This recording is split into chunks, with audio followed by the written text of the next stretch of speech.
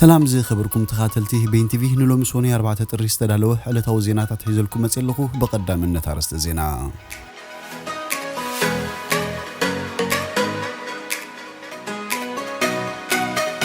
ግብጽ ኣብ ጉዳይ ግድብ ህዳሴ በሰሙያ ንዝቀረበ ሰነድ ኣይቅበልን ከም ዝበለት ተሓቢሩ ተቋምቲ ዕጡቃት ሪፐብሊክ ማዕከላዊ አፍሪካ ንከተማ ባንጉሳ ተቆጻጺሮም ن30 ዓመታት በአሜሪካ ዝተኣሰረ እስራኤላዊ ስልያ ንሃገሩ ተመሊሱ ፕሬዝዳንት አሜሪካ ዶናልድ ትራምፕ ውጽኢት ምርጫ ንመቕያር ንሓደ ላዕለዋይ ሓላፊ ድምጽ ረኸበለ ኢሉ ዝተዛረቦ ቃሉ ከም ዝተቀደሐ ዋሽንግተን ፖስት አቃልዩ ኣብ ክልተ ገጠራት ኒጀር ዕጡቃት ብዝፈጽሙ መጥቃዕቲ 79 ሰባት ከም ዝተቀተሉን ካልእን ዝድህስ ዜናታት ሒዘልኩም መጽለኹ ሰናይ ናይ ምክታል ግዜ እንዳተመነኹ ኣብዛ ቻናል ድማ ናይ ወትሩ ተኸታተልቲ ንኽትኮኑ ሳብስክራይብ ክትገብሩ ብኽብሪ ዕድመኩም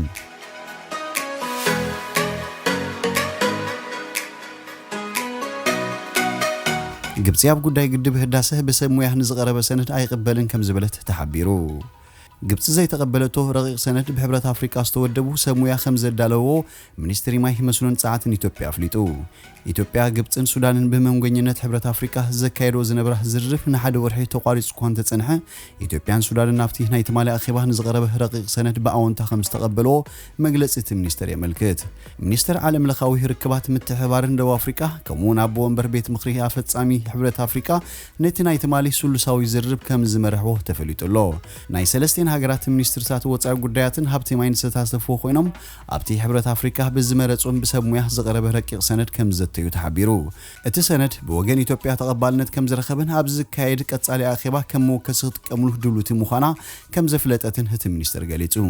ሱዳን እቲ ሰነድ ነቲ መስርሕ ረብሓ ኣለዎ ብዝብል ከም እትርእዮ ብምግላጽ ኣብቲ ዘተኽት ቅጽል ድሌት ከም ዘለዎ አፍሊጣ ዝበለ መግለጺ ሚኒስትር ማይ መስኖን ጻዓትን ኢትዮጵያ በወገን ግብጽ ዝቀረበ ጉጅለ ግን ነቲ ሰነድ ፈጺሙ ከም ዘይቅበሎ ገሊጹሎ ሚኒስትር ማይ መስኖን ጻዓትን ኢትዮጵያ ኢንጂነር ስለሺ በቀለ ተዘተቅድም ምክያዱ በትዊተር ኣብ ዝተቆዖ መልእኽቲ ሰለስቴና ሀገራት ኣብ ቀዳማይ ደረጃ መስርሕ ምምላእ ግድብ ህዳሰን ዓመታዊ አፈጻጽማ ስራሕን ኣብ ዝምልከቱ ደንበታትን መምርሕታትን ዘተኸም ዘካየድ አፍሊጡ ነይሩ እቲ መስርሕ ንምምላእ ግድብ ህዳሰ መልክቱ ዘካየድ ዘተ እቲ ግድብ ሙሉ በሙሉ ማይ ክሕዝ ኣብ ዘኽእለሉ ኩነታት ዘድሃበ ከም ዝኾነውን ሓቢሩ ሰሙያትን ሀገራት ኣብ ዘካየዶ ዘተ ንዝብጽሑ ስምዓትን ዝፈላለዮም ጉዳያትን ኣብቲ ኣብ ዝመጽእ ሰሙን ዘካየድ አኺባ ሚኒስትርታት ስለ ዝቀርብ እቲ ሱሉሳዊ ዘተኽጽል ትጽቢት ይግበር ብተወሳኺውን ግብጽ ንጉዳይ ምምላእ ዲጋ ተሐድሶ ውሽጣዊ ጸገማት ንምሽፋን ተጠቀመሉ አላ በመባል መንግስት ኢትዮጵያ ንዝሃቦ ቃል ነጽጋቶ አምባሳደር ኢትዮጵያ በግብጽ ዝነበረ ዲና ሙፍቲ መንግስት ግብጽ አልቦ ህዝቡ ንምጥምዛዝ ተጠቀመሉ ዘሎ ጉዳይ ፈለግናይል ከም ዘተሐሳሰቦ ድሕሪ ምግላጹ መንግስት ግብጽ ንፈጻሙ ጉዳያት ኢትዮጵያ ኣብ ሃገሩ ብምጽዋዕ ወግዓዊ መብርሂ ሓቲቱ ይርከብ አውሽጣዊ ቅልውላው ተሸሚማ ዘላ ኢትዮጵያ ክብል መግለጺ ዘውጽህ ሚኒስትር ጉዳያት ወጻኢ ግብጽ ኢትዮጵያ ኣብዚ ዝሓለፈ ዓመታት ተደራራቢ ፍሽለት አጋጢሞዋ ኣሎ ኢሉ ከም ዝፍለጥ ሱዳንን ኢትዮጵያን በጉዳይ ዶብ ተሳሒበን ናብ ወታደራዊ ጎንፂ ኣብ ዘምራሕሉ እዋን ግብጽ ኣብ ጎኒ ሱዳን ከም እትስለፍ በወግዒ አፍሊጣያ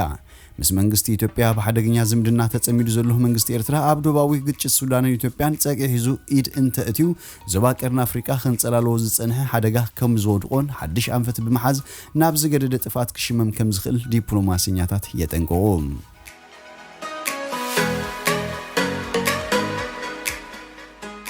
ተቃውምቲ ዕጡቃት ሪፐብሊክ ማዕከላዊ አፍሪካ ንከተማ ባንጉሱ ተቆጻጺሮም እቶም በወጋሕታ ናብታ ከተማ አትዮም ስርሒት ዝፈጸሙ ዕጡቃት ኣብዚ እዋን ብዙሓት ክፋላት ናይታ ከተማ ከም ዝረአዩን ኣብ ዝተፈላለዩ ቦታታት ድማ ውጋኣት ይቅጽል ምህላውን ሕብራት ሃገራት ገሊጹ ካብ ቀረባ ሰሙናት ጀሚሩ ናይ ተቃውምቲ ዕጡቅ ልፍንቲያ ብዙሓት ከተማታት ምትካዕቲ ዘካየደ ኮይኑ ኣብዚ እዋን ንኽልተ ሲሶት ሃገር ተቆጻጺሩ ይርከብ እዞም ተቃውምቲ መንግስቲ ብታሕሳስ 27 ዘካየደ ምርጫ ምትላል ነይሩ ክብሉ እዮም ዝኸሱ መንግስቲ ግን ነዚ ክሲ ነጽይዎ ይርከብ እቲ ምርጫ ፕሬዝደንትን አባላት ባይቶን ንምራጽ ተኻይዶ ኮይኑ ፈላሚት ውጽኢት ናይ ዝምርጫ ሎሚ ሶኒ ክግለጽ ትጽቢት ይግበር መንግስቲ ተሃገር ነዚ ናዕቢ ዝመርሖ ዘሎ ፕሬዝደንት ነበር ተሃገር ፍራንኮስ ቦዚዝ እዩ ዕላምኡ ድማ ዕልዋ መንግስቲ ንምፍጻም ይኽብል ይኸስስ ነቶም ተቃውምቲ ዝድግፍ ቦዚዝ ግን ነዚ ክሲ ይነጽጎ ሪፐብሊክ ማዕከላዊ አፍሪካ በሃብቲ ተፈጥሮ ሃብታም ኮይና ቅድሚ 60 ዓመት ካብ መግዛእቲ ፈረንሳ ናጻ ካብ እትወጽእ ኣትሒዙ ርጋት ሓሪምዋን ተደጋጋሚ ዕልዋ መንግስትን ዘጋጥማን ሃገርያ ሃብቲ ዳይመንድን ዩራኒየምን ዘለዋ ሪፐብሊክ ማዕከላዊ አፍሪካ ኣብ አፍሪካ ካብተን ዝደኸያ ሃገራት እያ ኣብታ ሃገራስታት 13000 ዓቀብቲ ሰላም ዘዋፈራ ሕብራት ሃገራት ዳርጋ ፍርቂ ህዝቢ ናይቲ ሃገር ረድኤት ዝጽብህ ምዃኑ ይዝግለጽ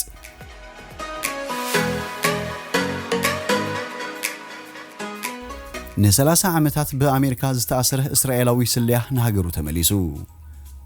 ኣብ ኣሜሪካ ን30 ዓመታት ተኣሲሩ ድሕሪ ምጽናሕ ኣብ ዝሓለፈ ቀረባ መዓልታት ናይ ጉዕዞ እገዳ ምስተላዓለሉ ምስ ባለቤቱ ኤስተር ናብ ቴልአቪቭ ተመሊሱ ኣብ ማዕርፎ ነፈርቲ ቴልአቪቭ ምሳቱ ቀዳማይ ሚኒስትር ቤንያሚን ኔታንያሁ ተቀቢሉ እንቋዕ ብድሓን ናብ ሃገርኩም መጻኹም ሕጂ ኣብ ሃገርኩም ይኹም ዘለኹም ብምባል እስራኤላዊ ወረቐት መንነት ሂብዎም ጆናታን በ1985 ኣብ ኣሜሪካ ክስሊ እንከሎ ምስተተሓዘ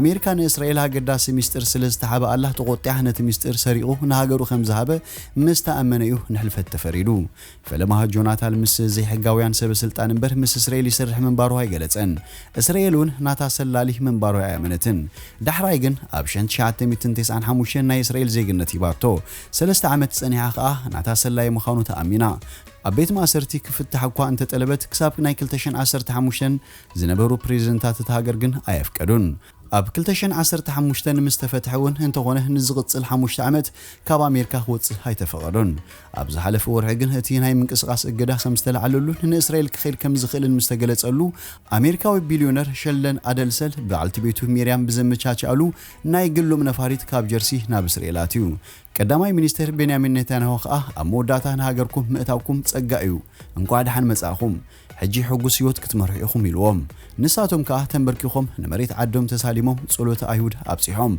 دهر 35 عامت نهاجرنا بملاسنا عزينا حقوساتنا حزب إسرائيل قدامي مينستر نهاجرنا نخناتو نزقبرو صاري بلبنا مسجن بحجون نهاجرنا خنقلقل صنع امنت هلنا خبل سميتو قليصو نزمت سخل تسمون ابي يورساليم اب حدا ابارتمنت كوشو يوم ونانيت اسرائيل هايوم استباله غايزتا ميريم جوناتان نبعل بيتون موقن دمقنا قبابلا خغبرولم صوي علا اسرائيل نهاجرو كبيد واغا نزخفل وتادرات زغبا موسا ختملسالوا كل زدليون زغبون كتقربلو يغبا إلا جوناتان ابشن 999 شمونتن مس أسوشيتد بريس هاب زغبرو زرب جوناتان بزونكو ناي سللا سرحو زخفلو كبير مسواتن زرخبو موسان فصيمو خمزي متاتن تزاريبو نيرو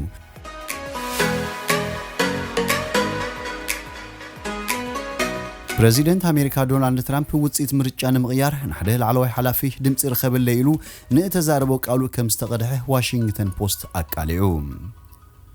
ترامب نمروص بريزيدنت جو بايدن نمسعر 11,780 دمصيو زدليني خبل نوانا صحفي ريبوبليكان براد رافنسبيرجر كم استزاربو ات واشنطن بوست زقالحو استقدح دمصي زرب ترامب يملكت انتخونه رافنسبيرجر نايتا غزات وصيت مرجا لك يلو مليسلو ترامب ابتي مرجا 5 ساعه بمغلاص كالاي رئي اندغنا بمقراب جيجا يبلون كبل يسمع ابتي زرب تليفون اتوانا صحف جن اتصقم زخون اتي ابيركا زلو حبريتا جيجا يكبل يسمع اموداتا نايت سلكي زرموم دما ترامب اب حده ناي مرجا بوتا دمصي استوهابلون ورااتي كمتقاددون دمصي موهاب مسارحون كابوتو تاليو منبارون ورتاتالو يلو خزارب يسمع طبقا نايت وانا صحفي كم زبلو اتي بترامب زقرب كسي حقي ايكونن كابو دما اتي زقربو زلخو قريتا بغبو ايتريون زلخا بزبل جبن كم زخونن حقاو سغمتي خوسدلو خم زخلون كفرارحو يسمعيو اتي زروم بخومو يقصل ابز حلف سنبد دما اتي بريزيدنت اب تويتر رافنسبيرجر بزعبات يستفصم متلال دمصي ولا حنتي فلطت يبلون كبل صيفو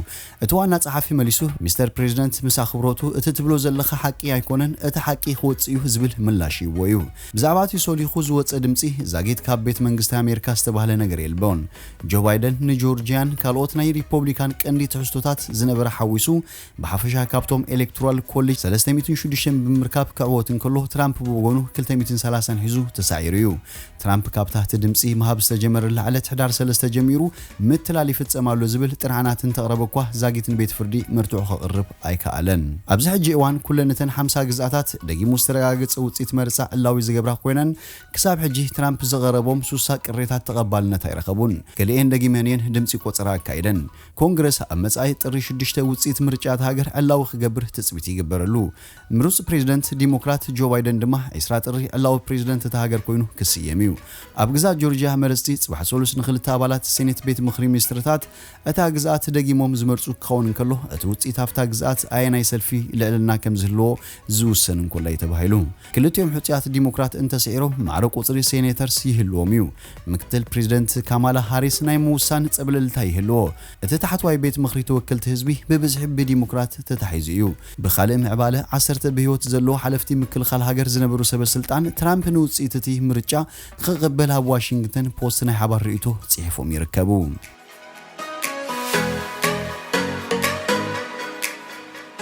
ኣብ ክልተ ገጠራት ኒጀር ዕጡቃት ብዝፈጸመዎ መጥቃዕቲ 79 ሰባት ከም ዝተቐተሉ ተገሊጹ እቶም ሰላማውያን ሚሊሻታት ከይኮኑ ከም ዘይተርፉ ዝተገለጸ ዕጡቃት ብዝፈጸመዎ መጥቃዕቲ ትቾም ባንጎ ኣብ ዝተባህለ ገጠር 49 ሰባት ቀቲሎም ንኻልኦት 17 ሰባት ድማ ኣቑሲሎም ኣብ ካልእ ዛሮሙ ዳራይ ዝተባህለ ገጠር ድማ 30 ከም ዝተቐተሉ ሮይተርስ ጸብጺቡ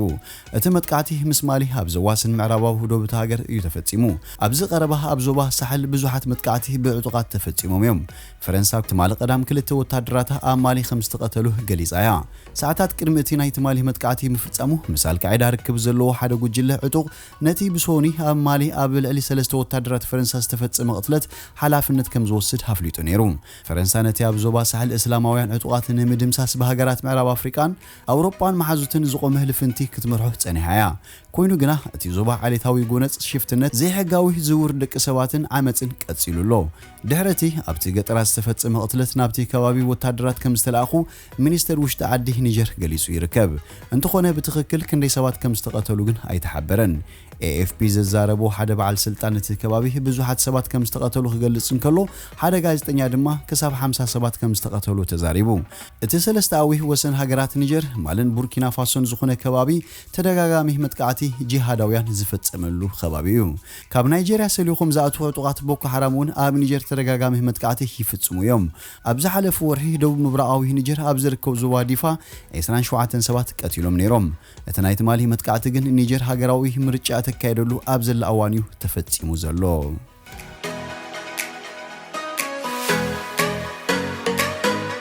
ዝኸበርኩም ተኸታተልቲ ቤን ቲቪ ሎሚ ዝብልናዮ መሰናዶና ኣብዚ ወዲና ኣለና ምሳና ስለ ዝጸናሕኩም ብልግል መስኪን ሰናይ ንዓኹም